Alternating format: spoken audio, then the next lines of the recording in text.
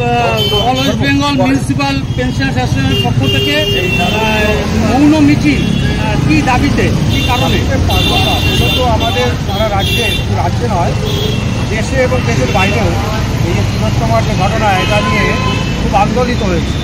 এখানে এই আন্দোলনটা মানে কোনো রাজনৈতিক পর্যায়ে নেই, সাধারণ মানুষ স্বতঃস্ফূর্তভাবে নেমে পড়েছে। কোনো দল বিচার নির্বিশেষে সবাই নেমে পড়েছে শাস্তি পাওয়ার। নৃশংস ঘটনা ঘটেছে সরকারি হাসপাতালের মধ্যে, সরকারি যে একজন পিজিডি, তার এই ধরনের নৃশংসতা হত্যাকাণ্ড এর আগে আমাদের রাজ্যে কোথাও হয়েছে বা দেশে কোথাও হয়েছে বলে আমাদের জানা নেই। তার ন্যায্য বিচারের দাবিতেই আমরা পথে নেমেছি।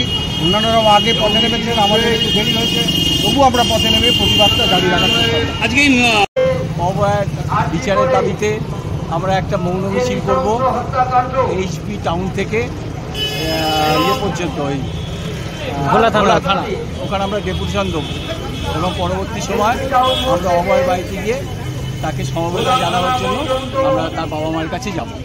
আচ্ছা, ওনার বাবা মা কোনো বার্তা দিয়েছেন? ওনার কোনো বাবা মা কোনো বার্তা দিয়েছেন? এখনো পর্যন্ত সেই বার্তা আমরা পাইনি, আমরা গিয়ে পৌঁছইনি, তো পৌঁছবো। তারপর আজকে বার্তা দেয়, আজকেই যাওয়ার কথা, কিন্তু যেহেতু শুনলাম আজকে যেহেতু সুপ্রিম কোর্টে দায়িত্ব আছে বা ডেট আছে, সেখানে বাবা মা চলে গেছে, সেই জন্য আজকের দিনটা হবে কিনা জানি না, কিন্তু পরবর্তী সময় আমরা তার সঙ্গে দেখা করে নেব।